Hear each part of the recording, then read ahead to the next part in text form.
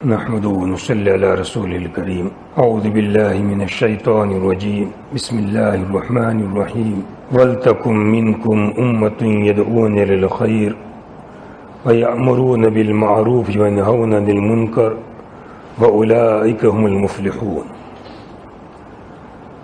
وقال الله تعالى في موضع آخر: يا أيها الذين آمنوا عليكم أنفسكم لا يضركم من ضل إذا اهتديتم. وقال النبي صلى الله عليه وسلم: لتأمرن بالمعروف وتنهون عن المنكر أو ليسلطن الله عليكم شراركم ثم يدعو خياركم فلا يستجاب له، أو كما قال عليه الصلاة والسلام. صدق الله العلي العظيم وصدق رسول النبي الكريم ونحن على ذلك من الشاهدين والشاكرين والحمد لله رب العالمين. محترم عزیز دینی بھائیو، آج کی مجلس کے اندر جس بات کی وضاحت کرنی ہے، امر بالمعروف اور نہی عن المنکر. امر بالمعروف یعنی بھلی بات کا حکم دینا، اور نہیں عن المنکر یعنی بری بات سے روکنا. شریعت کے بہت سارے احکامات ہیں، ان احکامات کے اندر سے ایک حکم یہ بھی ہے، جسے نماز پڑھنا ہے، روزہ رکھنا ہے، زکوٰۃ دینا ہے، اور بہت سارے امور ہیں. تمام مسلمان جانتے ہیں کہ شریعت میں کیا کیا احکامات ہیں. تو انہی احکامات میں سے ایک چیز ہے بھلی بات کا حکم دینا اور بری بات سے روکنا. یہ بھی تمام احکامات کی طرح فرض عین کا درجہ ہے. ایسا نہیں کہ بھئی جی چاہا تو کر لیا، نہیں جی چاہا تو کچھ نہیں، ایسا نہیں. یہ کرنا بھی تمام مسلمانوں کی ذمہ داری ہے. ہر ایک مسلمان جتنا علم رکھتا ہو، کوئی یہ شرط نہیں ہے کہ بہت بڑا عالم ہونا چاہیے اس کے لیے. جس کو جتنی معلومات ہو، اور عالم ہو تو اس کو اپنے حساب سے کام کرنا پڑے گا. کوئی ایسا شخص ہے جس کو کچھ معلومات ہے، تھوڑی معلومات ہے، وہ اپنے حساب سے کام کرے گا. کچھ فرائض جانتا ہے، کچھ چیزیں جانتا ہے، اتنا حکم دے گا جتنا جانتا ہے. وہ نہیں جانتا اس کے بارے میں خاموش رہے گا. باقی یہ کہ ذمہ داری ہر ایک کی، تمام جو بھی جس نے کلمہ پڑھ لیا ہے یہ اس کی ذمہ داری میں آ گیا کہ بھلی بات کا کیا دے گا، وہ حکم دے گا، اور بری بات سے کیا کرے گا، وہ روکے گا. اب اس کی دو شکلیں ہیں، ایک تو اجتماعی طور پر کام کرنا اور ایک انفرادی طور پر کام کرنا. بھلی بات کا حکم دینا اور بری بات سے روکنا ایک تو اجتماعی طریقے سے، مثلا جیسے بیان ہو رہا ہے، یہ سب اس میں یہی باتیں تو ہوتی ہے، اچھی باتوں کی تلقین کی جاتی ہے کہ بھئی یہ کام کرنے ہیں، اور بری باتوں سے کیا کیا جاتا ہے، روکا جاتا ہے کہ بھئی فلاں کام نہیں کرنے ہیں. کبر کی صفت ہمارے اندر سے ختم ہو جانی چاہیے، حسد ختم ہو جانا چاہیے. تو یہ کیا ہے، برائی سے روکنا ہے. یہ ایک اجتماعی چیز ہے، سب جمع ہو گئے اور میں نے آپ کے سامنے بات کر لی. یہ تو ہر ایک کی بس میں بھی نہیں ہے، اور یہ فرض عین کا درجہ اس کا نہیں ہے. یہ تو فرض کفایہ کا درجہ ہے کہ کوئی جو اچھا عالم ہو، جس طرح کی بات کو سمجھ سکتا ہو، پیغام اچھی طرح پہنچا سکتا ہو، وہ یہ کام کرے گا. ایک یہ اجتماعی تبلیغ، یہ تو کیا ہے، فرض کفایہ کے درجے کے اندر ہے. ہر ایک کی ذمہ داری نہیں، باقی کچھ لوگ ایسے ہونے چاہیے جو اس کام کو کرے کہ امت کے اندر فکر کرے، اچھی باتوں کی تلقین کرے اور بری باتوں سے روکے. ایک ہے انفرادی کا. انفرادی یعنی مثلا میرے سامنے کوئی کام ایسا پیش آیا کہ جو شریعت کی نگاہ میں کیا ہے وہ غلط، تو میری ذمہ داری ہے کہ اس آدمی کو میں کیا کر دوں، سمجھا دوں. ایک ساتھی میرے پاس بیٹھا ہوا ہے، میں نے دیکھا کہ اس کا ازار ٹخنوں کے نیچے جا رہا ہے، تو اب میری انفرادی ذمہ داری ہے کہ میں اس بھائی کو کیا کر دوں، نصیحت کر دوں. بھئی تم یہ ذرا کر رہے ہو، یہ ٹھیک نہیں ہے، یہ اچھا نہیں، شریعت کے قانون کے کیا ہے، خلاف. یہ انفرادی تبلیغ جس کو کہتے ہیں. ہر ایک فردی جس کے سامنے جو برائی آئی اس برائی سے روک دے رہے. اور اگر کسی معروف کے اندر کسی اچھے کام میں کوتاہی دکھ رہی ہے، کوئی ہمارا بھائی نماز کا پابند نہیں ہے، ہمارا اڑوس پڑوس میں ایسا کوئی شخص رہتا ہے، تو ہماری ذمہ داری ہے کہ ہم اڑوس پڑوس کے اندر سمجھاوے، نصیحت کرے کہ آپ نماز نہیں پڑھتے ہیں، اچھی چیز نہیں ہے، نماز کی پابندی ہونی چاہیے، مگر ڈھنگ سے بات کہی جائے گی، صحیح طریقے سے بات کہی جائے گی، اس میں کوئی سخت لہجہ یا حاکمانہ لہجہ. ابھی اس سے ہمارا ملک جو ہے وہ جمہوری ملک ہے، یہاں جبر اور یہ سب چیزیں، ترغیب والی چیزیں نہیں چلے گی. یہ کام کس سے لینا پڑے گا، ترغیب سے، شوق دلانے سے کام لینا پڑے گا. اب یہ جو ذمہ داری میں نے کہی، انفرادی تبلیغ کرنا، یہ ہر ایک کی کیا ہے، ذمہ داری ہے، اور فرض عین کا درجہ ہے ہر ایک کو کرنا. مگر اس کے لیے کچھ شرائط ہے، کس طرح کرنا، کس نوعیت سے کرنا، اس کے کچھ شرائط ہے. ایک آدمی غلط کام کر رہا ہے، میں اپنی آنکھوں سے دیکھ رہا ہوں کہ یہ آدمی غلط کام کر رہا ہے. اب وہاں پر میری ذمہ داری بیٹھتی ہے کہ میں اس کام سے کیا کر دوں، اس کو روک دوں. مگر مجھے دیکھنا پڑے گا کہ میں یہ غلط کام سے اس کو روکنے کے لیے جاؤں گا تو میری بات سنے گا یا نہیں سنے گا. پھر اس کا کوئی الٹا جواب تو مجھے نہیں دے گا پھر یہ کہ میرے اندر کہنے کی ہمت ہے کہ نہیں ہے، میں اگر اس نے غلط جواب دیا تو میں برداشت کر سکوں گا یا نہیں کر سکوں گا، یہ سب نوعیتیں دیکھنی پڑتی ہیں۔ نوعیتیں دیکھ کر کے پھر اس کو ایک چیز کی نصیحت کی جاتی ہے۔ اب سامنے والا شخص ذرا کسی گناہ کے کام میں لگا ہوا ہے اور ہمارے دل میں اڑن ہو رہی ہے کہ یہ غلط کام میں کیوں پھنسا ہوا ہے، اس کو روکنا چاہیے، مگر ہمیں خطرہ ہے پورا کہ اگر ہم اس کو کہنے کے لیے جائیں گے کہ مانے گا نہیں ہماری بات، بلکہ کیا جواب دے گا، وہ الٹا جواب دے گا۔ ہو سکتا ہے کہ ابھی تو گناہ کا کام کر رہا ہے اور کہیں شریعت کی کسی حکم کا مذاق کر کے کس میں نہ چلا جاوے، کفر میں نہ چلا جاوے، ایسا خطرہ ہمیں محسوس ہوتا ہے۔ تو ایسے شخص کو کچھ کہا نہیں جائے گا، ہم اس کو چھیڑ چھاڑ نہیں کریں گے۔ جب ہم کو پتا ہے کہ سننے والا نہیں ہے، یہ تو کیا ہے، الٹا جواب دے گا۔ چلو اب دوسرا مسئلہ، اگر ایسا خطرہ ہے کہ سامنے والا آدمی ہم کو کیا دے گا، الٹا جواب دے گا، ہماری بات وہ نہیں سنے گا، تو ایسے موقع پر اس کو تبلیغ نہ کی جاوے، اس کو کچھ کہنے سے کوئی فائدہ نہیں۔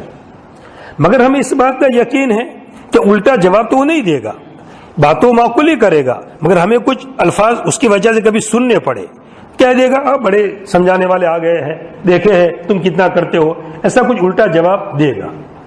تو اب آدمی یہ سوچے کہ میں اس کو برداشت کر سکوں گا یا برداشت نہیں کر سکوں گا، یہ میرے اندر طاقت ہے، میں برداشت کر سکوں گا۔ اگر طاقت ہے برداشت کرنے کی تو ٹھیک ہے کہے، اب الٹا جواب اس کو ملے تو اس کو پی لے وہ، اس کو کوئی جواب دے دے، دیکھو بھائی ہم نے ایک نصیحت کی تھی، آپ کو ماننا ہو تو ٹھیک ہے، نہ ماننا تو کچھ نہیں، کیونکہ اگر بات ختم کر دے بات کو آگے بڑھاوے نہیں۔ جیسے کہ عباد الرحمان کی صفت کے اندر بات آئی تھی کہ جب وہ بھی کوئی شر کی بات دیکھتے ہیں تو فوراً وہ کیا کرتے ہیں، دفع شر کی بات کرتے ہیں، بات کو آگے بڑھنے نہیں دیتے یہ لوگ۔ تو وہ سیدھا ٹھیک ہے، اس نے جواب ٹیڑھا میڑا کچھ بھی دیا، مگر آدمی کیا کر لے وے، برداشت کر لے وے۔ مگر آدمی میں طاقت ہی نہیں ہے، اس کا بھی غصہ ذرا ایسا ہی ہے کہ وہ بولے گا سامنے تو یہ بھی فوراً الٹا جواب دے دے گا، تو پھر ایسے شخص کو نہ بولنے کے اندر ہی کیا ہے، خیر ہے، اس لیے کہ پھر بات بڑھے گی، جھگڑا ہوگا، کیا فائدہ ایسی نصیحت کرنے سے۔ یہ تبلیغ تو کس کو گویا کہ تو شر اور برائی کو پھیلانا ہوا، کوئی مطلب نہیں ہے پھر۔ اچھا، اور اگر جس کو بات کہنی ہے یہ بات سنے گا، کوئی الٹا جواب نہیں دے گا اور نصیحت قبول کرے گا آدمی، ایسا ہے تو اس صورت کے اندر کہنا ہماری سے کیا ہو جائے گا، ذمہ فرض عین ہو جائے گا۔ ہمیں پوری امید ہے یہ آدمی سنے گا اور بات توجہ سے لے گا، مگر پھر بھی ہم نے توجہ نہیں دی کہ چلو کون کہتا ہے بھائی چھوڑو، کوئی ضرورت نہیں ہے، تو پھر آدمی کیا بنے گا، نہ کہنے والا گنہگار بنے گا، اس کی ذمہ داری تھی۔ اب اس کے اندر ہمارے معاشرے کے حساب سے دیکھنا ہے، ہم کس کو سختی کے ساتھ کہہ سکتے ہیں، کس کو نرمی کے ساتھ کہہ سکتے ہیں، ہم خود اس کا جائزہ لے سکتے ہیں۔ ہمارے گھر کا مسئلہ ہے، ہماری بیوی کچھ ادھر ادھر ہو رہی ہے، صحیح نہیں چل رہی ہے، ہمارے اولاد کا مسئلہ ہے، وہ کچھ ادھر ادھر ہو رہے ہیں، اولاد میں نماز کی پابندی نہیں ہے، تو وہاں تو ہمیں کیا کرنی چاہیے، سختی کرنی چاہیے۔ اولاد ماتحتی کے اندر ہے، ہم کیسے اس کو ڈھیلا ڈھیلا کہیں گے۔ ایک اڑوس پڑوس کا مسئلہ ہے، دور کا مسئلہ ہے، تو وہاں ہمیں اس نوعیت سے بات کرنی پڑے گی۔ باقی وہ افراد جو ہماری ماتحتی کے اندر ہے، ہماری بیوی ہماری ماتحتی کے اندر ہے، ہمارے اولاد ہماری ماتحتی کے اندر ہے، تو ہمیں اسے کیسے روکنا پڑے گا، سختی کے ساتھ روکنا پڑے گا۔ کس طرح سختی، کیسے سختی کرنی پڑے گی، اس کا منظر بھی اللہ تعالیٰ نے کلام اللہ میں کھینچ لیا ہے کہ کس طرح روکنا ہے۔ یا ایھا الذین آمنوا قوا انفسکم واہلیکم نارا، یا ایھا الذین آمنوا قوا انفسکم واہلیکم نارا، وقو پھر پوری آیت آگے وقود الناس الحجارہ۔ اے ایمان والو، تم اپنے آپ کو آگ سے بچاؤ اور اپنی اولاد کو بھی آگ سے بچاؤ۔ مثال دیکھنا ہے، اللہ تعالیٰ نے مثال کس طرح دی کہ اپنے آپ کو بھی کیا کرو، آگ سے بچاؤ، اور اپنے اولاد کو بھی کیا کرو، آگ سے بچاؤ۔ یعنی ان کو خود بھی صحیح رہو، اس لیے کہ معاشرے کے اندر سدھار کب آئے گا، جب آدمی پہلے اپنی زندگی صحیح کرے گا اور پھر کسی کو کہے گا تو بات کا اثر رہے گا۔ مگر اس کا مطلب یہ بھی نہ سمجھے کہ کوئی آدمی عمل نہیں کرتا ہے تو اس کو نہیں کہنا ہے۔ نصیحت کرنا الگ مسئلہ ہے، عمل کرنا نہ کرنا اس کا ذاتی فعل ہے۔ ہاں البتہ دونوں کی نصیحتوں میں کیا پڑے گا، فرق پڑے گا۔ ایک آدمی وہ ہے جو عمل کا پابند ہے، صحیح کام کرتا ہے اور پھر نصیحت کرے گا تو اس کے بعد کا وزن بڑھ جائے گا، لوگ اس کی بات کو قبول کریں گے۔ اور عمل نہیں کرتا ہے وہ تو ٹھیک ہے، وہ بات کہہ سکتا ہے، ایسا نہیں کہ بات نہیں کہہ سکتا، وہ بھی نصیحت کر سکتا ہے۔ جیسے ایک آدمی نماز پڑھتا ہے، روزہ نہیں رکھتا ہے، تو یہ دونوں کام الگ الگ ہے۔ ٹھیک ہے، نماز پڑھتا ہے تو نماز کا ثواب ملے گا اس کو، روزہ نہیں رکھتا ہے تو روزہ نہ رکھنے کا اس کو گناہ ہوگا۔ تو وہ عمل نہیں کرتا ہے. عمل نہ کرنے کا اس کو گناہ اپنی جگہ پر ہوگا, باقی نصیحت نہ کرنا یہ کیوں, یہ کون سا مسئلہ ہے؟ نصیحت تو آدمی کر سکتا ہے. اور اگر کوئی اس کو کچھ کہے گا تم نہیں کرتے, ٹھیک ہے, اللہ تعالیٰ دعا کرو مجھے بھی کیا دے دے, توفیق دے دے. حضرت تھانوی رحمۃ اللہ علیہ کا معمول تھا کہ اپنے عیوبات کے اندر جب دیکھتے تھے کہ مجھے کسی عمل کے اندر کیا دکھ رہی ہے, کمزوری دکھ رہی ہے, تو حضرت اسی پر بیان کرتے تھے. اس لیے جب آدمی اسی چیز پر بیان کرے گا کہ جس کی اس کے اندر کمزوری ہے, تو اس کا نفس خود کہے گا تو لوگوں کو کہہ رہا ہے, نصیحت کہہ رہا ہے, اور تو خود تیرا عمل کیا ہے, ذرا سوچ تو صحیح. اس کا نفس اس کو خود تنبؤ کرے گا, تو آدمی کی زندگی کون سی بن جائے گی؟ عملی زندگی بن جائے گی. تو اپنے آپ کو بھی آگ سے بچانا ہے اور اپنے اولاد کو بھی آگ سے بچانا ہے. کون سی آگ؟ وہ جہنم والی آگ کہ جس کے ایندھن کون ہوں گے؟ پتھر اور لوگ ہوں گے, جس کے اندر لوگوں کو ڈالا جائے گا اور پتھر اس کے ایندھن ہوں گے. وہ خطرناک آگ ہے, اس آگ سے اپنے آپ کو بچانا ہے. تو اللہ تعالیٰ نے کلام اللہ کے جو مثال دی ہے وہ کس کی مثال دی ہے؟ آگ سے روکنے کی. کس سے کرو؟ آگ سے روکو. اب ہم مثال کے طور پر سمجھے, ایک ہمارا بچہ ہے کہ آگ جل رہی ہے اور وہ آگ کے قریب جا رہا ہے, تو ہم اس کو روک دیا, بھائی بچے آگ جل رہی ہے, مت جاؤ آگ کے اندر, مگر وہ نہیں مان رہا ہے, وہ ہٹ نہیں رہا ہے, تو ہم کچھ بولیں گے نہیں, پھر جانے دو اس کو. ایسا ہی کریں گے نا, ہم نے کہہ دیا, اس کو سمجھا دیا تو آگ جل رہی ہے تو مت جا, مگر نہیں مان رہا ہے تو مرے وہ جاتا, جانے دو اس کو. ہم ایسا ہی کریں گے نا, کریں گے ایسا؟ نہیں کریں گے نا, پکڑ لیں گے اس کو کسی بھی طریقے سے. نہیں سمجھ رہا کیسے, آگ جل رہی تجھے دکھتا نہیں ہے. تو یہ اللہ تعالیٰ آگ کی مثال دے کر یہ سمجھانا چاہتے ہیں کہ ذرا یہ ذہن کے اندر رکھو, تمہارا بچہ ہے چھوٹا یا ایسا بچہ کہ جو اس آگ کو نقصان سے واقف نہیں ہے, اور تم اس کو روک رہے ہو, وہ نہیں رک رہا ہے, تو تم کیا کرو گے؟ زبردستی روکو گے اس کو, پکڑ لو گے اس کو کہ تو کیا کرے گا, بھی جل جائے گا, اتنا بڑا نقصان کھڑا ہو جائے گا, بھی تو یہ دوا دارو کرنی پڑے گی, کیا ہوگا, کیا کیا مسائل سب کھڑے ہوں گے. تو جیسے تم اپنے بچے کو دنیاوی آگ سے روکتے ہو, اسی طرح تم کون سی آگ سے روکو؟ جہنم والی آگ سے روکو. کہ تم نے ایک دفعہ کہہ دیا, بچے کو اٹھا دیا, بچے اٹھ جاؤ نماز پڑھ لو, اب بچہ نہیں اٹھ رہا ہے, چلو بھائی نہیں پڑھ رہا ہے, اس کو دیکھنا, ہم نے تو اٹھا لیا, اب نہ اٹھے تو ہم کیا کریں؟ جیسے اس آگ کی سب اس طرح نہیں کرتے ہیں بلکہ زبردستی روکتے ہیں, تو یہاں بھی ہمیں کیا کرنا پڑے گا؟ اس کو زبردستی اٹھانا پڑے گا. ہمارے گھر میں رہتا ہے, ہمارا کھانا کھاتا ہے, ہماری آمدنی کھا رہا ہے, ہمارے پیسے کھا رہا ہے, اور وہ جو چاہے کرے. یہ کیسے ہو سکتا ہے؟ کل سے اس کا کھانا بند کر دیں گے, ہم گھر سے نکال ڈالیں گے, کپڑے نہیں دیں گے اس کو, یہ کیا لگا رکھا ہے؟ ہمارے گھر میں رہنا, تجھے نماز نہیں پڑھنی ہے, روزہ نہیں رکھنا ہے, یہ کیسے چلے گا؟ اس لیے وہاں پر ماحول کے حساب سے سختی کا ماحول دیکھنا پڑے گا کہ ہمارا پاور کتنا ہے اور کس طرح کہنا ہے. اب اولاد چھوٹی ہے تو زیادہ سختی کی جائے گی, ذرا اولاد کچھ بڑی ہو گئی تو اس کے حساب سے لے کر چلنا پڑے گا. مگر یہ باپ کی پوری ذمہ داری ہے گھر کے اندر. اصلاح معاشرہ کا بہترین ذریعہ یہ ہے ہر ایک شخص اپنے گھر کی ذمہ داری قبول کر لے, وہ تو ہے ہی اپنا گھر کا بڑا, اور ہر ایک شخص یہ طے کرے کہ مجھے اپنے گھر کے اندر ماحول اچھا بنانا ہے. تو انشاءاللہ پوری بستی کے اندر اور پورے گویا کے ملک کے اندر سب اصلاحی معاشرہ کی کوئی زیادہ پروگرام نہیں کرنے پڑیں گے, کوئی بیانات نہیں کرنے پڑیں گے انشاءاللہ, اور پورا اصلاح کے اندر معاشرے میں کیا آ جائے گی؟ اصلاح ہو جائے گی. اس لیے ہمیں یہ ذمہ داری ہے کہ پورا ہم کیا کریں؟ نصیحت کریں, اور ہمارے اولاد کو نصیحت کر کے ان کو اچھے باتوں پر کیا کرے؟ لاوے. اب دیکھیں اللہ تعالیٰ جو میں نے آیت آپ کے سامنے پڑھی, اس میں اللہ تعالیٰ کیا فرماتے ہیں؟ وَلْتَكُمْ مِنْكُمْ أُمَّةٌ يَدْعُونَ إِلَى الْخَيْرِ. وَلْتَكُمْ مِنْكُمْ, تم میں سے ایک جماعت کا ہونا ضروری ہے. وَلْتَكُنْ یہ امر کا صیغہ ہے, اور امر کس کے لیے آتا ہے؟ وجوب کے لیے. اور تم میں سے ایک ایسی جماعت ہونی چاہیے جو خیر کی دعوت دے اور بھلی بات کا حکم دے اور بری باتوں سے روکے. وَأُولَٰئِكُمُ الْمُفْلِحُونَ, اور یہی لوگ کیا ہو جائیں گے؟ کامیاب. تو اس آیت میں حکم دیا گیا ایسی جماعت کا ہونا ضروری ہے کہ سب یہ کام کرے. جیسے میں نے اجتماعی مثال دی کہ اجتماعی تبلیغ یہ فرض کفایہ, اور انفرادی تبلیغ یہ کیا ہے؟ فرض عین ہے, ہر ایک اس کو کرنا پڑے گا. باقی اس کے اندر جو حکم دیا گیا کہ مطلقاً مسلمانوں میں سے کوئی جماعت ایسی نہ ہو کہ اس کی فکر ہی نہ کرے, ایسا نہیں چاہیے. ایک ایسی جماعت ہونی چاہیے جو خیر کی دعوت دے, اسلام کی دعوت دے, بھلی بات کا حکم دے, اور بری باتوں سے کیا کرتا رہے؟ وہ روکتا رہے. اچھا, دوسری آیت میں کیا ہے؟ یا ایھا الذین آمنوا علیکم انفسکم لا یضرکم من ضل اذا اہتدیتم. ایمان والو, تمہارے اوپر لازم ہے اپنے آپ کی حفاظت, اور تم کو نقصان نہیں دے گا من ضل, وہ شخص جو گمراہ ہو گیا, اذا اہتدیتم, جب تم کس کے اوپر ہو؟ ہدایت کے اوپر ہو. یہ آیت میں یہ بات کہی گئی. حضرت ابو صدیق رضی اللہ تعالیٰ عنہ اس آیت کی تلاوت کی، اور تلاوت کرنے کے بعد فرمایا ابو صدیق رضی اللہ تعالیٰ عنہ نے کہ اے لوگوں، یہ آیت تم کو کہ دھوکہ نہ دے دے، اس آیت کا تم غلط مطلب مت سمجھ لینا، اس آیت کا مطلب میں تم کو سمجھاتا ہوں کہ اس آیت کا مطلب کیا ہے۔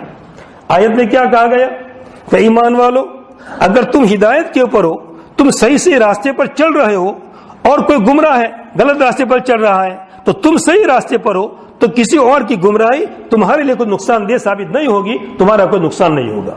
تو اس کا مطلب یہ نکلا کہ آدمی اپنی فکر کرے، کسی کی فکر ہی نہیں کرنا ہے۔ تو فرمایا کہ صدیق رضی اللہ تعالیٰ عنہ نے یہ آیت کا مطلب کیا ہے میں تم کو سمجھاتا ہوں۔ یہ اس وقت کا مسئلہ ہے جب کہ آدمی جتنی نصیحت کر سکتا تھا اتنی نصیحت کر لی، مگر ایسا زمانہ آ گیا کہ لوگ نفسانی خواہشات کے تابع ہے، ہر ایک کے دماغ میں جو بات آتی ہوئی کرتا ہے، کسی کی بات سننے کے لیے تیار نہیں ہے۔ جب ایسا موقع آ جاوے تو پھر اس وقت یہ مسئلہ ہے کہ اپنی فکر کر لو، اپنی اصلاح کر لو، لوگ اگر نہیں مانتے تو چھوڑو، مگر پہلے کرنا ضروری ہے۔ خود حدیث میں حکم دیا نبی کریم صلی اللہ علیہ وسلم نے کہ ظالم کے ہاتھ کو پکڑ لو اور اس کے ظلم سے کیا کر دو، روک لو۔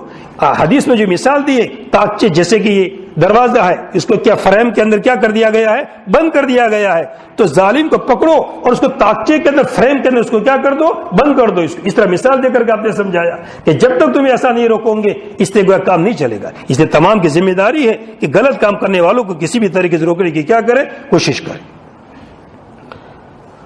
یہود کے اندر جو سب سے پہلے خرابی آئی، خود آپ فضائل اعمال کی حدیث کے اندر سنتے ہوں گے جو اس کا تعلیم باقاعدہ کی جاتی ہے، ان میں جو خرابی آئی سب سے پہلے اسی طرح کہ وہ اپنے بھائیوں کو کیا کرتے تھے، روکتے تھے، مگر دیکھا روکنے کی وجہ سے کوئی فرق نہیں پڑ رہا ہے، تو کھانے کے اندر بھی اسی طرح، پینے کے بھی اندر اسی طرح، جیسی دوستی پہلے چل رہی تھی ایسی کی ایسی دوستیاں چل رہی ہیں، کوئی فرق نہیں پڑ رہا ہے۔ تو یہ سب سے پہلے ان کے اندر کیا یہ خرابی آئی کہ جس کی وجہ سے ان پر حضرت عیسیٰ علیہ السلام کے زبان پر اور حضرت یعنی انجیل کے اندر اور زبور پر کیا کی گئی، لعنت کی گئی۔ اور حدیث کے اندر بھی بات سمجھائی گئی، ایک حدیث میں ذکر کیا گیا کہ اللہ تعالیٰ نے فرشتوں کو حکم دیا کہ فلاں بستی کو کیا کر دو، ہلاک کر دو، ختم کر دو۔ تو فرشتوں نے کہا کہ اس بستی کے اندر تو نیک آدمی بھی ہے، اچھے آدمی بھی، فلاں آدمی رہتے ہیں، کیسے ختم کرے؟ تو کہا کہ وہ چاہے نیک آدمی اندر ہے پھر بھی ختم کر دو۔ تو اللہ تعالیٰ نے فرمایا یہ نیک آدمی تھے، یہ سب معاصی دیکھ رہے تھے، گناہوں کو دیکھ رہے تھے، مگر کبھی ان کی پیشانی پر بل نہیں پڑا، کبھی یہ نہیں ہوا کہ ایسا کیوں ہو رہا ہے، دل سے کوڑے بھی نہیں، اتنا بھی نہیں ہوا کبھی ان کو، تو ان سب کو کیا کر دو، ہلاک کر دو۔ اس لیے جو یہ ہے کہ بھلی بات کا حکم دینا ہے اور بری بات سے کیا کرنا، روکنا ہے، تو بری بات سے روکنے کے اندر کتنے درجات ہیں؟ 3 درجات ہیں۔ بری بات کو کیسے روکنا ہے؟ سب سے اعلیٰ درجہ تو کیا ہے؟ ہاتھ سے روکنا، جیسے میں نے ابھی مثال دی بچوں کے بارے میں، ہماری ماتحتی کے اندر ان کو کیسے روک دینا چاہیے؟ ہاتھ سے روک دینا چاہیے۔ دوسرا نمبر کا درجہ کون سا ہے؟ زبان سے روکنا، سمجھانا، نصیحت کرنا۔ اور تیسرے نمبر کا درجہ کیا ہے؟ دل سے برا سمجھنا۔ اگر یہ بھی نہیں ہے کہ دل سے آدمی برا سمجھ رہا ہے تو پھر یہ کیا؟ اور یہ دل سے برا سمجھنے کو بھی حدیث میں کیا کہا گیا ہے؟ اضعف الایمان کہا گیا ہے۔ ایمان کا بہت ہی کمزور درجہ ہے، مگر چلو ایمان تو ہے، کمزور ہی صحیح، مگر ایمان تو ہے اس کے دل میں، انشاءاللہ کسی نہ کسی دن کہاں چلا جائے گا، جنت کے اندر چلا جائے ایمان ہونے کی وجہ سے۔ مگر اگر یہ درجہ بھی نہیں رہتا، ہم برائیاں دیکھ رہے ہیں، ہمیں کڑن نہیں ہو رہی ہے، ہم اللہ تعالیٰ کے سامنے کم سے کم روے، یا اللہ ہمارے گاؤں میں ایسا ہو رہا ہے، فلاں فلاں خرابیاں ہو رہی ہے، اللہ میرا کوئی بس تو ہے نہیں، میں کیسے کیسے کہنے جاؤں، یا اللہ اس برائیوں کو آپ دور کر دیجئے، کوئی راستہ نکال دیجئے، کوئی ایسی جماعت کھڑے کر دیجئے کہ لوگ سمجھانے لگے، تو کوڑے گا آدمی، اللہ تعالیٰ کے سامنے روئے گا تو کوئی نہ کوئی راستہ انشاءاللہ ضرور نکلے گا۔ مگر آدمی اتنا بھی نہ کرے، کوڑے بھی نہیں، ہمارے سامنے معصیتیں ہو رہی ہے، ہمارے سامنے گناہ ہو رہا ہے، تو یہ بہت ہی کیا ہے، گری ہوئی چیز ہے۔ اس لیے اپنے آپ کو اس کا پابند کرنا ہے کہ کوئی بھی معصیت ہمارے سامنے ہو رہی ہو، اس معصیت سے روکنے کی کیا کرنا ہے، کوشش کرنا ہے۔ اچھا، اب میں نے حدیث آپ کے سامنے ایک تلاوت کی تھی، اس حدیث کا مطلب دیکھیے کیا فرماتے نبی کریم صلی اللہ علیہ وسلم، تم بھلی بات کا حکم دیتے رہو اور بری بات سے روکتے رہو، کہیں ایسا نہ ہو کہ اللہ تعالیٰ تمہارے اوپر تمہارے شریر لوگوں کو، تمہارے بدترین لوگوں کو مسلط کر دے اور پھر تمہارے اچھے لوگ دعائیں مانگیں گے تو ان کی دعا قبول کی جائے گی نہیں۔ تو بھلی بات کا حکم دیتے رہو اور بری بات سے کیا کرتے، روکتے رہو۔ اگر تم ایسا نہیں کرو گے، یہ کام تو چھوڑ دو گے، تو کہیں ایسا نہ ہو کہ تمہارے اوپر شریر لوگوں کو کیا کر دیا جاوے، مسلط کر دیا جاوے، جیسے آج کل حالات دیکھ رہے ہیں کہ کیسے کیسے لوگ مسلط ہو رہے ہیں اور کیا سب ہو رہا ہے۔ یہ سب اسی کا نتیجہ ہے کہ ہم نے بھلی بات کا حکم دینا اور بری بات سے کیا کرنا، یہ دونوں چیزیں ضروری ہیں۔ امر بالمعروف تو ذرا تھوڑا بہت چلتا بھی ہے، مگر غلط بات سے روکنا، اس کا تو گویا کہ معاشرے کے اندر اور کوئی چیز ہی نہیں ہے، کوئی اس کو برا سمجھتا بھی نہیں ہے اور برا کہنے کے لیے بھی تیار نہیں ہوتا ہے، اس لیے بہت ہی گویا کہ نیچی چیز ہے۔ اور حالات کا جو پلٹا ہو رہا ہے، پریشانیاں جو کھڑی ہو رہی ہے، اسی وجہ سے، اس لیے ہم تمام لوگوں کو اس بات کا اثر لینا ہے اور اس کی فکر کرنی ہے کہ بری باتوں سے کیا کرنا ہے، روکنا ہے۔ حضرت ابو امامہ رضی اللہ تعالیٰ عنہ کی ایک روایت ہے، بہت تفصیل کے ساتھ روایت میں ذکر کیا گیا ہے کہ فرمایا نبی کریم صلی اللہ علیہ وسلم نے صحابہ کرام سے کہ اس وقت تمہارا کیا حال ہوگا جب کہ تمہاری عورتوں کے اندر شرارت آ جائے گی، تمہارے جوانوں کے اندر فسق و فجور آ جائے گا اور تم جہاد کے عمل کو چھوڑ دو گے۔ صحابہ کے سامنے آپ نے یہ بات فرمائی۔ جب صحابہ کے سامنے آپ نے یہ بات فرمائی تو صحابہ کو یہ بات سمجھ میں نہیں آتی تھی، اسی کو تو خیر القرون کا زمانہ تھا، وہاں تو کوئی مسئلہ ہی نہیں تھا۔ تو صحابہ تعجب کرنے لگے، اللہ کے رسول کہ ایسا بھی زمانہ آئے گا؟ کہا کہ ہاں ایسا بھی زمانہ آئے گا، بلکہ اس سے بھی زیادہ سخت آئے گا۔ کہ اچھا اس سے بھی زیادہ سخت آئے گا؟ کیا اس سے بھی زیادہ سخت آئے گا؟ وہ زمانہ آئے گا کہ اچھی بات کا حکم لوگ نہیں دیں گے اور بری بات سے منع نہیں کریں گے۔ اچھا صحابہ کو اور زیادہ تعجب ہوگا، اچھا ایسا بھی وقت آئے گا کہ لوگ اچھی بات کا حکم نہیں دیں گے اور بری بات سے منع نہیں کریں گے؟ کہا کہ نبی کریم صلی اللہ علیہ وسلم نے اس سے بھی زیادہ تیز زمانہ آئے گا، اس سے بھی زیادہ خراب زمانہ آئے گا۔ کہا کہ معروف کو منکر اور منکر کو معروف پاؤں گے، کہ معروف کو کیا سمجھیں گے لوگ؟ منکر، اور منکر کو کیا سمجھیں گے لوگ؟ الٹا ہو جائے گا بالکل۔ جیسے آج کل زمانہ ہے، جھوٹ کو کیا پیش کرتے ہیں؟ سچ بنا کر کے پیش کرتے ہیں، سچ کو جھوٹ بنا دیا جاتا ہے اور جھوٹ کو کیا بنا دیا جاتا ہے؟ سچ بنا دیا جاتا ہے۔ تو معروف کو منکر بنا دیا جائے گا اور منکر کو کیا بنا دیا جائے گا؟ معروف بنا دیا جائے گا۔ تو پھر صحابہ نے تعجب سے پوچھا کہ اچھا اس سے بھی بڑھ کر کوئی زمانہ آئے گا؟ آپ نے فرمایا کہ ہاں اس سے بھی بڑھ کر زمانہ آئے گا، اس سے بھی زیادہ سخت زمانہ آئے گا۔ ایک وہ زمانہ آئے گا کہ بری بات کا حکم دیا جائے گا اور اچھی باتوں سے کیا کیا جائے گا؟ روکا جائے گا۔ الٹا ہو جائے گا بالکل، کہ لوگ کس کا حکم دیں گے؟ بری باتوں کا حکم دیں گے اور اچھی باتوں سے کیا کریں گے؟ بری باتوں کا حکم دیں گے اور اچھی باتوں سے روکیں گے، الٹا کریں گے۔ حالانکہ کرنے کا یہ تھا کہ بری باتوں سے روکنا تھا اور اچھی باتوں کا کیا دینا تھا؟ حکم دینا، مگر بالکل الٹا ہو جائے گا۔ پھر آپ نے حدیث میں فرمایا نبی کریم صلی اللہ علیہ وسلم نے، جب ایسا دور آ جائے گا تو میں ان کے اندر ایسا فتنہ مسلط کر دوں گا کہ جس کی وجہ سے، اس فتنے کی وجہ سے ان کی عقل مند حیران ہو جائے گی، عقل مندوں کو بات سمجھ میں نہیں آئے گی کہ کیا ہو گیا۔ آپ دیکھ رہے ہیں ملک کے حالات ہمارے سامنے، ایسا کہ ہمارے اندر ہی سے ایسے فتنے کھڑے ہوئے، باہر کے تو چھوڑو، باہر کے مسائل تو ایک طرف کرتے ہوئے ہمارے اندر ہی کتنے مسائل کھڑے ہو جاتے ہیں، ہماری عقل حیران ہو جاتی ہے۔ ہم کبھی سوچتے بھی نہیں تھے کہ ایسا بھی ہوگا اور ایسا ہو رہا ہے سب۔ یہ سب چیزیں یہ آخری دور ہے، اس لیے ہمیں اس چیز، اب یہ چیزیں جو حدیثوں میں ذکر کی گئی ہے اور ایک بات کھول کھول کے سمجھائی گئی ہے، کیوں سمجھائی گئی حدیث کے اندر سب باتیں؟ اسی لیے سمجھائی گئی یہ سب باتیں تاکہ آدمی اس کی فکر کرے کہ ہمارے شہر کے اندر، ہمارے ملک کے اندر، ہمارے معاشرے کے اندر، ہمارے گھر میں ہمارا جتنا بچ چلتا ہے، کوشش تو کرے آدمی، میرے گھر میں میرا بچ چلتا ہے تو میں اتنی کوشش کروں، میرے محلے میں میری بات چلتی ہے تو محلے کے حساب سے کوشش کروں، میرے گاؤں کے حساب سے میری بات چلتی ہے تو گاؤں کے حساب سے کوشش کروں۔ تو یہ کوشش کرنا یہ سب ہماری کیا ہے؟ ذمہ داری ہے کہ ہم بری باتوں سے کیا کریں؟ روکیں۔ اچھا، اب بری بات سے روکنے کے لیے 3 شرائط اور 3 باتوں کا خیال رکھنا ضروری ہے۔ حق بات حق طریقے سے کہی جاوے، صحیح نیت کے ساتھ کہی جاوے، اور صحیح بات، یہ پہلی شرط، بات حق کہی جاوے۔ دوسری شرط صحیح نیت کے ساتھ کہی جاوے، اور تیسری شرط صحیح طریقے سے کہی جاوے۔ جو بات پیغام دیا جاوے وہ بات پہلے تو حق ہونی چاہیے، اس کا معلوم ہونا چاہیے کہ حق کیا ہے اور غلط کیا ہے۔ حق بات اگر کہی جائے گی تو بات چلے گی، وہ جو کہہ رہا ہے ابھی وہ بات ہی صحیح نہیں ہے تو پھر کہنے کا کیا مطلب ہے؟ اور دوسری شرط کیا ہے؟ صحیح نیت، کیوں کہہ رہا ہے، یہ نیت کا جائزہ لے۔ بڑا بننے کے لیے، میں محلے کا بڑا ہوں، مجھے حق ہے میں بولوں، مجھے پاور ہے، پاور دکھانے کے لیے نیت صحیح نہیں ہے۔ بس نیت کیا ہونی چاہیے؟ اللہ تعالیٰ کو راضی کرنے کے لیے، یا اللہ یہ برائی ہو رہی ہے، مجھے دیکھا نہیں جاتا ہے، اچھی چیز نہیں ہے، یا اللہ اس لیے میں کیا کر رہا ہوں؟ سمجھا رہا ہوں۔ تو اللہ تعالیٰ کو راضی کرنے کے لیے آدمی کہے تو نیت اپنی کیا کرے؟ صحیح کرے۔ تیسری شرط، طریقہ بھی صحیح ہونا چاہیے، کہنے کا ڈھنگ بھی برابر ہونا چاہیے۔ اس طرح بات کہہ دی کہ آدمی کو غصہ چڑھ گیا تو آدمی کو کوئی فائدہ نہیں ہے۔ تو طریقہ بھی صحیح ہونا چاہیے، نیت بھی صحیح ہونی چاہیے، اور جو بات کہی جا رہی کیا ہونی چاہیے؟ حق بات کہنی چاہیے، تب جا کر کے ہماری باتیں انشاءاللہ کیا کرے گی؟ اثر کرے گی۔ اچھا، پھر یہ دیکھنا ہے کہ جو غلط کام ہے وہ کس لائن کا ہے، اس لیے کہ روکنے کے اندر اس کا جائزہ لینا بھی ضروری ہے. جو کام کرنا ہے وہ فرض کے درجے کا ہے یا واجب کے درجے کا ہے, یا جو کام نہیں کرنا ہے وہ حرام کے درجے کا ہے یا مکروہ تحریمی کے درجے کا ہے, تو اس کے اندر رکنا ہے. اگر کرنے کے لائن کا کام ہے, فرض اور واجب کے لائن کا کام ہے, تو اس کا حکم دیا جائے گا.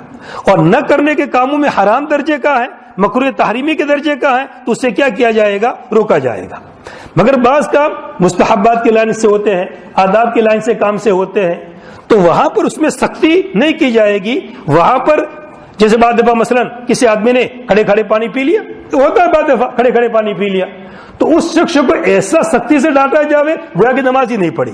جیسے آپ نے فرض نماز نہ پڑھے اور اس کو کتنا سختی سے ڈانٹا جاوے, تو کیا کر رہا ہے تو یہ کھڑے کھڑے پانی پی لیتا ہے, ادب نہیں ہے تیرے اندر. ایک ادب اس نے چھوڑا ہے, تو اتنی ساری اس میں سختی کرنے کی کیا ضرورت ہے؟ اولا تو کچھ کہنے کی ضرورت نہیں ہے. اور کبھی ہمارا ماتحتی بچہ ہے, ہمارا بچہ ہے, طالب علم ہے, شاگرد ہے, تو ٹھیک اس کو نصیحت کر لو کہ بھائی پانی کا ادب یہ ہے کہ کیسے پانی پیتے ہیں بیٹھ کر بھی. تو یہ چیزوں کی نوعیت دیکھنی پڑے گی کہ ہمیں جس چیز کا حکم دینا ہے وہ کس درجے کی ہے, تو درجے کے حساب سے ہمیں کیا کرنا پڑے گا؟ وہ چیز سے روکنا, اس سے حکم دینا, اور جو چیزیں مستحبات کی لائن کی چیزیں اس کی لائن سے فکر کرنا. تو یہ سب چیزوں کا رعایت کرنا, موقع محل کی رعایت کرنا, یہ سب چیزیں ضروری ہے. اب میں اس کے اندر ایک واقعہ سناؤں کہ موقع محل کو سمجھانے کے لیے کہ آدمی کو موقع محل سے کس طرح بات کرنا ہے. ٹرین کے اندر حضرت تھانوی رحمۃ اللہ علیہ اپنے رفقا کے ساتھ سفر کر رہے تھے, اور اس کے اندر کچھ اور بھی مسلمان تھے جو ان کے رفقا میں نہیں تھے, مگر ٹرین کے اندر جیسے ہوتا ہے مسافرین اور بھی چڑھ جاتے ہیں, تو دوسرے مسافرین بھی سفر کر رہے تھے. اس میں ایک ذرا انگریزی لائن سے بڑے آدمی بھی تھے, ذرا اچھے تھے, مسلمان تھے, انگریزی لائن سے بڑے آدمی تھے, وہ نماز وغیرہ ذرا پڑھتے نہیں تھے. تو ایک نماز پڑھنے کا وقت آیا, تو حضرت تھانوی رحمۃ اللہ علیہ نے نشے سے اتر کر کے گاڑی رکنے والی ہوگی, نماز پڑھ لی, ساتھیوں نے نماز پڑھ لی, اور حضرت سے یہ کہا کہ فلاں آدمی جو انگریز ہے, مسلمان ہے ماشاءاللہ, مگر انگریز دا ہے, وہ پڑھے ہوئے ہیں, اب حضرت ان کو نصیحت کر لیجئے. اور وہ نماز پڑھنے لگے وہ. تو حضرت نے فرمایا میں تو نصیحت نہیں کروں گا, تم کو کرنا تو کر لو, تم کو کرنا ہو تو کر لو, مگر میں تو بات نہیں کہوں گا. لیکن حضرت اس سے بے تکلف بھی نہیں تھی, اس کی مزاج سے واقف نہیں تھے, ایک دم بات کیسے کہی جاوے. اب یہ تو سب نے نماز پڑھی, اس نے تو نماز پڑھی نہیں.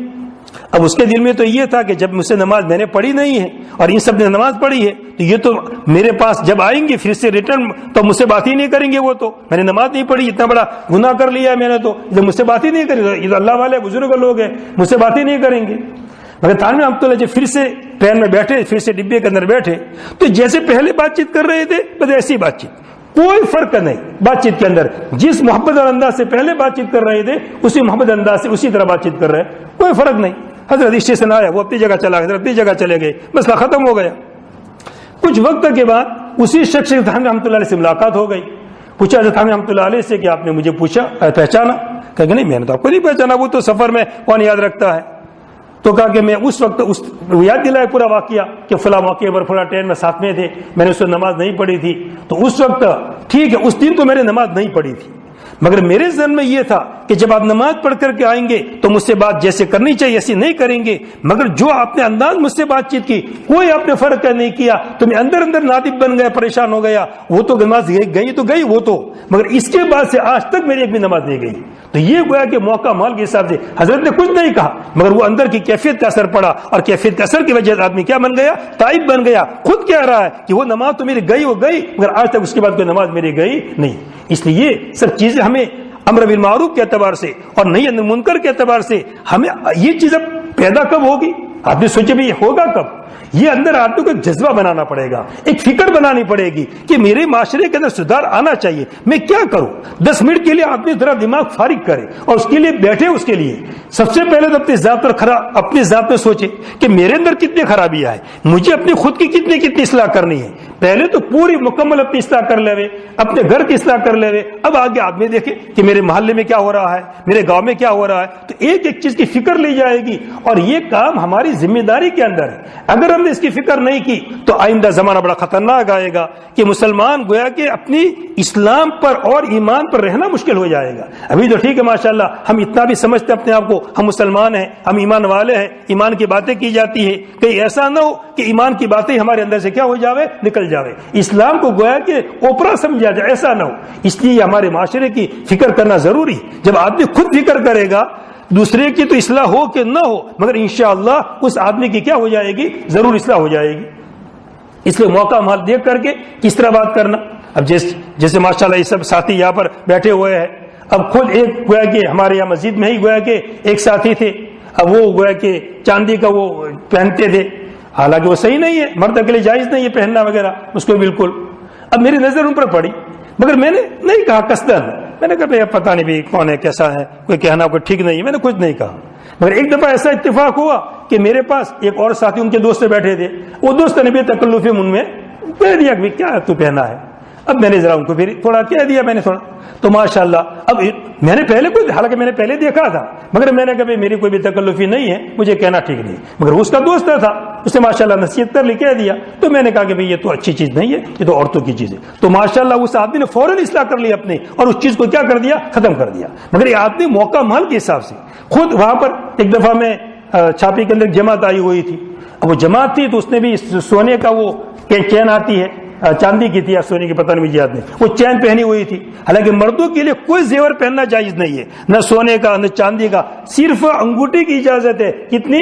4.5 ماشا، 4.5 گرام، 4 گرام سے تھوڑی سی اوپر 4 گرام کی اجازت ہے۔ اس کے علاوہ کوئی زیور مرد کے لیے نہ سونے اور چاندی کسی زیور کی اجازت نہیں ہے۔ اب اس نے بھی اس طرح وہ جماعت میں آیا ہوا تھا، اس نے پہنا تھا۔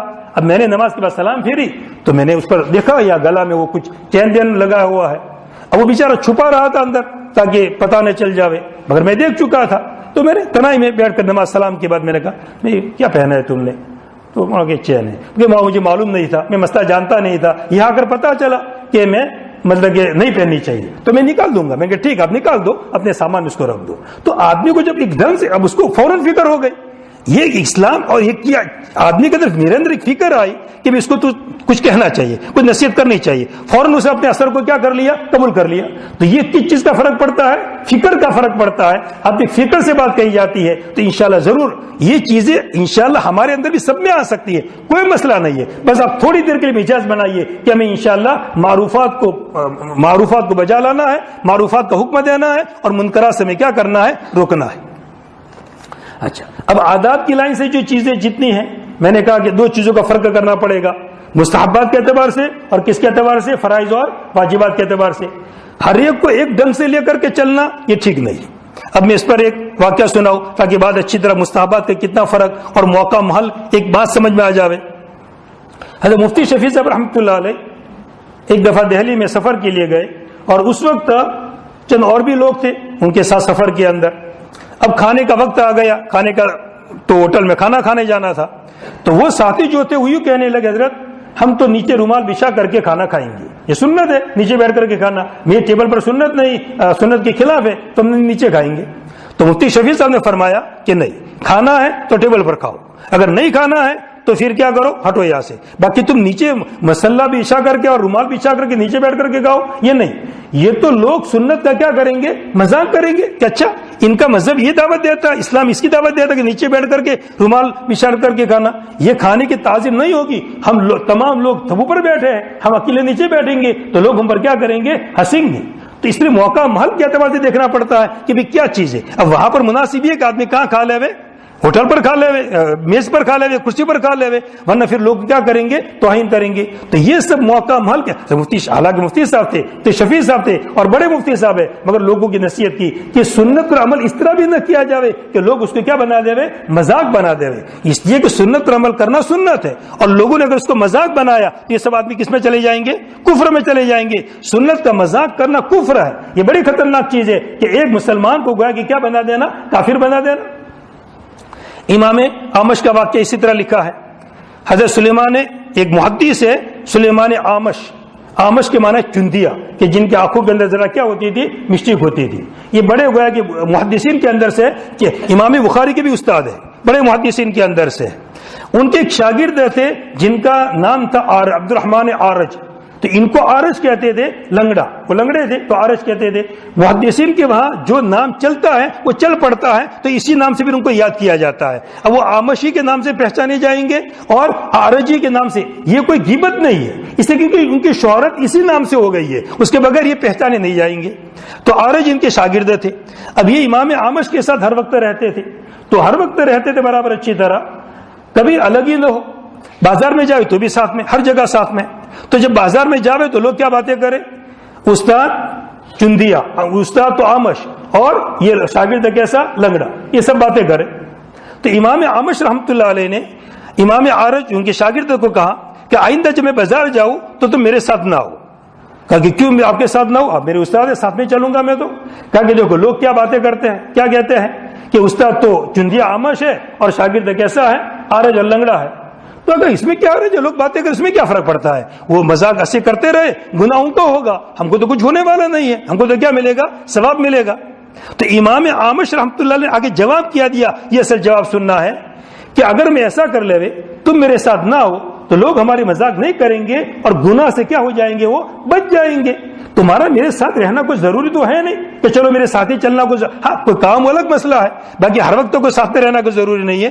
تو لوگوں کو گناہ سے بچا دینا اچھی چیز ہے کہ نہیں ہے؟ تو خامخواہ لوگوں کو ایسا موقع اور ایسی باتیں کرنے کا موقع کیوں دیا جائے کہ ہم تو ٹھیک ہے گنہگار نہیں ہوئے مگر لوگ کیا بنے؟ گنہگار بن رہے ہیں. تو اس کا بھی ہمیں خبر رکھنا چاہیے کہ ہمارے عمل کے ذریعے سے لوگ گنہگار نہ ہو، کوئی باتیں کرنے کا موقع نہ ملے. اب کوئی آدمی ہے عالم ہے مثلا، اب وہ سینما گھر کے ادھر ادھر چکر لگاتا ہے، اب اندر نہیں جاتا ہے مگر اس کے ارد گرد چکر لگاتا ہے وہ. اب لوگ اس کی باتیں کرتے ہیں، دیکھو یہ تو مولانا ہے اور سنیما گھر میں جاتے ہیں. تو یہ موقع کس نے دیا؟ وہ وہاں چکر لگائے اس آدمی. اب وہ کہتے میں تو کہاں گیا تھا، کرنے تو باتیں میری شوقی کرتے، جو بھی کرے وہ گناہ وہ کمائیں گے. بھائی تم ایسا موقع کیوں دیتے ہو لوگوں کو کہ تمہاری وجہ سے گویا کہ لوگ کیا ہو رہے ہیں؟ بس زری میں پھیل رہے ہیں. تو علماء کے اپنے شان کو بھی پہچاننا پڑے گا، ہر ایک کو اپنے وقت کو پہچاننا پڑے گا کہ مجھے کون سے کام کرنے ہیں اور مجھے کون سے کام گویا کہ نہیں کرنے ہیں. تو گویا کہ آج کی مجلس کے اندر جو بات سمجھائی گئی یہ ہر ایک کو ہمارے ساتھیوں کو فکر کرنی ہے کہ آج تک گویا کہ جتنی باتوں کی نصیحت کی گئی کرنے کی لائن کی اور کچھ وہ باتیں جو نہ کرنے کی لائن دی، یہ پورے ہمارے معاشرے کے اندر ہماری بستی کے اندر ایک ساتھ اس کی فکر کرے کہ ہمیں معروف کا بھلی بات کا حکم دینا ہے اور بری بات سے ہمیں کیا کرنا روکنا ہے. اور یہ اپنے آپ کے ذمے کیا سمجھے؟ فرض عین سمجھے. بھئی مجھ سے جتنا ہو سکے گا اتنا میں انشاءاللہ کیا کروں گا؟ ضرور کروں گا.